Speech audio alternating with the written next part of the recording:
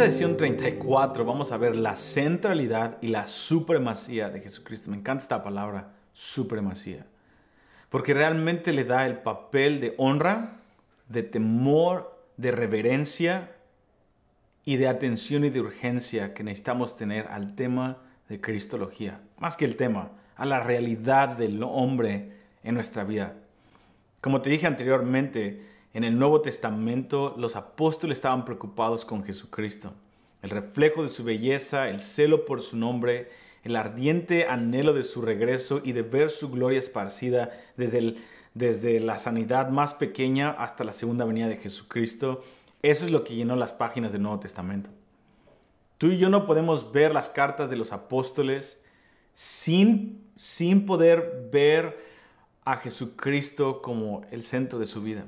Todos los temas pastorales, todas las exhortaciones, aún la manera en la que, por ejemplo, Pablo en Romanos 13 nos dice los deberes cristianos, cómo tenemos que vivir como ciudadanos en un país, todos ellos están centrados en Cristo. Ningún otro tema recibe tanta atención, ni la iglesia local, ni la sanidad, ni los dones del Espíritu Santo, ni las posiciones en la iglesia. Nada se compara a la atención que los apóstoles le pusieron al tema de Cristo, al tema del hombre. Todos los otros tocaron, como tu matrimonio, cómo tratar a tus hijos, a tu esposa, cómo tratar, una vez más, el gobierno, cómo orar, la iglesia, las posiciones de la iglesia, diáconos, obispos, líderes, pastores, sometimiento, los dones del Espíritu Santo, sanidades, avivamiento. Todo eso lo hablaron los apóstoles. Los pastores, cómo tratar a las ovejas, los perdidos, cómo evangelizar, la importancia de los últimos tiempos, pero nada se compara con la centralidad y supremacía que los apóstoles pusieron en cada una de sus frases con Cristo. Mi amado, tú y yo no podemos vivir de una manera desbalanceada, tratando de balancear nuestra vida con diferentes temas. Tiene que ser desbalanceada nuestra vida y poner la mayoría del peso en Cristo. La manera que hablamos, cómo vemos las cosas, hacia dónde damos nuestros afectos, tiene que ser desproporcional, poniendo a Jesucristo como lo más pesado en nuestra balanza. Si somos honestos, este no es el tema de los libros que leemos, de los libros que escribimos. 7 pasos cómo ser un mejor esposo, 7 pasos de cómo crecer tu iglesia local, 7 pasos de cómo autoayudarte, cómo ser un mejor líder. Son muy valiosos, pero no es la centralidad del cuerpo de Cristo en este momento. Estamos muy acostumbrados a leer o escribir pasos antes de hablar de características de un hombre que hemos recibido revelación. Pocos hombres y mujeres han tocado a ese hombre de tal forma que se obsesionaron para escribir, hablar, predicar y cantar acerca de él. Por desgracia, muchos de los cantos que hay o que había en la iglesia anteriormente, ya está cambiando eso, pero eran cantos que eran más horizontales en vez de algo vertical, en donde se hacían cantos que la gente pudiera dirigir a Dios en vez de hablar acerca de Dios, sino cantarle a Dios, centrados en la persona de Jesucristo. Ahora, hay una centralidad de Jesucristo que el Espíritu Santo está resaltando cada vez más. Este tema va a resaltarse de tal forma que va a ser tan fuerte que el Señor literalmente va a tocar 7 trompetas desde el cielo para anunciarnos: enfóquense en Cristo. El Cordero va a abrir 7 sellos y van a soltarse 7 trompetas para anunciar que el mundo necesita volver a este hombre. Es más que un tema. Es la revelación de la dignidad, de que Dios es digno, y la belleza de un hombre que reina en los cielos y que viene a tomar dominio de todas las naciones. Cuando nosotros nos damos a la cristología, al estudio de esta realidad, estamos dignificando al Cordero que es digno. Y es claro en las Escrituras, en Apocalipsis 5, 8 al 12, que en los últimos tiempos, en el cielo y en la tierra, el canto va a ser: digno es el Cordero. Quiere decir que la iglesia va a vivir dándole dignidad a ese hombre como el centro de todas las cosas. Jesucristo es el centro de todo. No hay nadie más importante que Él. No hay un tema más importante que Jesucristo en el pasado, en el presente y en el futuro. Y ese es el énfasis del camino de Emaús. Jesucristo les dice, yo estuve desde Génesis. De hecho, en Juan capítulo 5 y 6, le estaba leyendo hace unos días. Jesucristo les dice a los discípulos, usted y a los fariseos, ustedes honran a Moisés, pero Moisés habló de mí. Y ellos decían, pero tú no tienes ni 50 años. Dice, sí, yo estuve antes que Abraham. Moisés predicó de mí, él escribió de mí. El pasado se trata de mí. ¿Qué creen? El presente se trata de mí. ¿Y qué creen? El futuro se trata de mí. Jesucristo es el centro de la generación en la que vivimos. No son los generación Z, no son los millennials, no es Donald Trump, no es COVID-19. Es Cristo. Cristo es el centro de esta generación. Y no podemos darnos el lujo de distraer nuestra mirada de todas las narrativas y de todos los temas externos. ¿Qué crees? El avivamiento no es el tema de esta generación. No es el movimiento de oración y adoración. No es tu ministerio. Es Jesucristo. Gálatas 1:4 nos dice que la presente era es mala y va a transicionarse. Esta era es mala, pero hay una transición.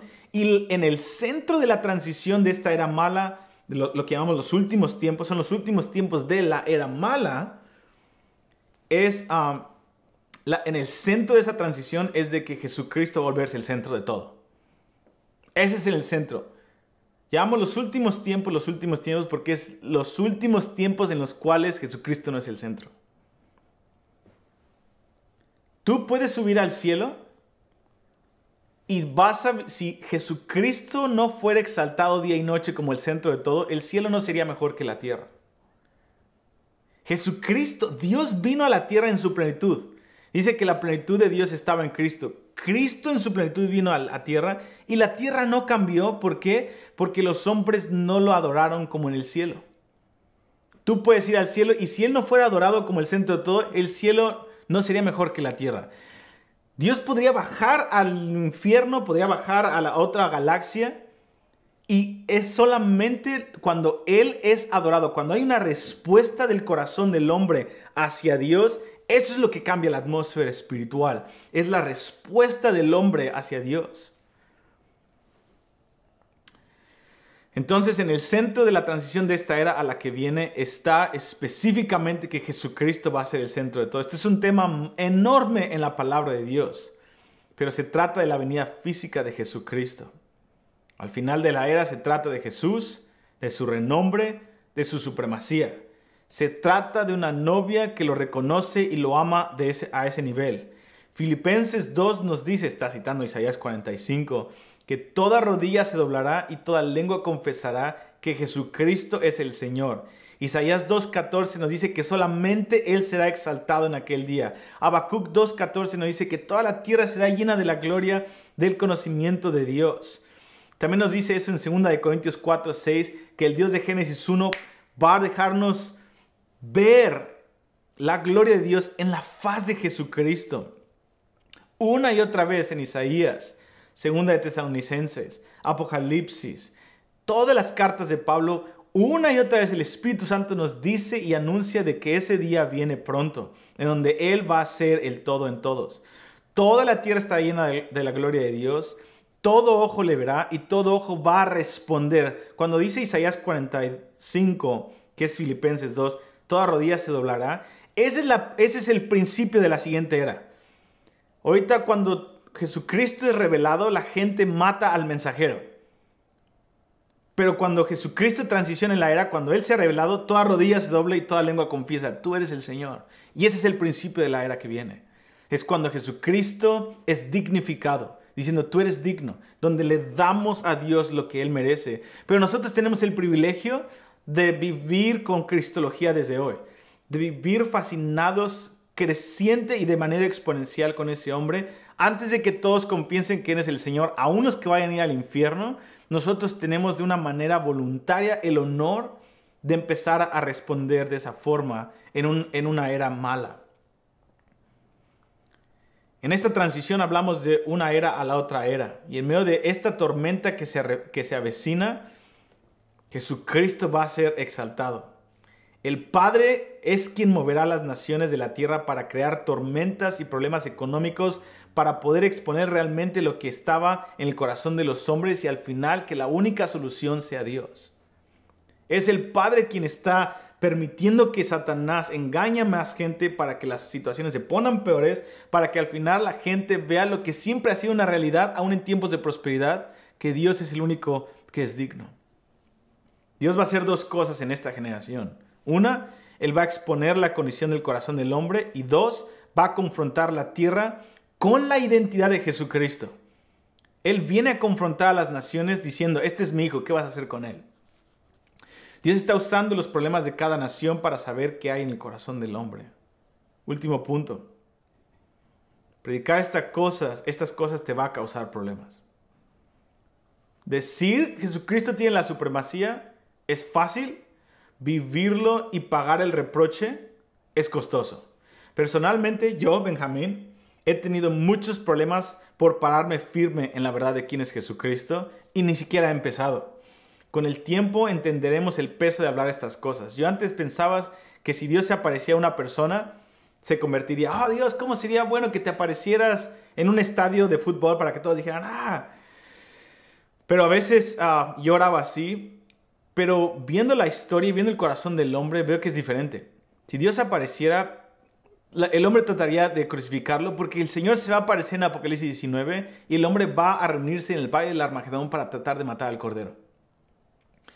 Esto nos dice que va a haber un momento, una generación de las naciones lo van a ver literalmente, nos dice Apocalipsis 6. El rollo que cubre o que separa de lo visible a lo invisible va a ser completamente corrido como un pergamino y la gente va a ver al Cordero de Dios y aún así va a decidir no arrepentirse y juntarse en el Armagedón para tratar de matar a ese hombre.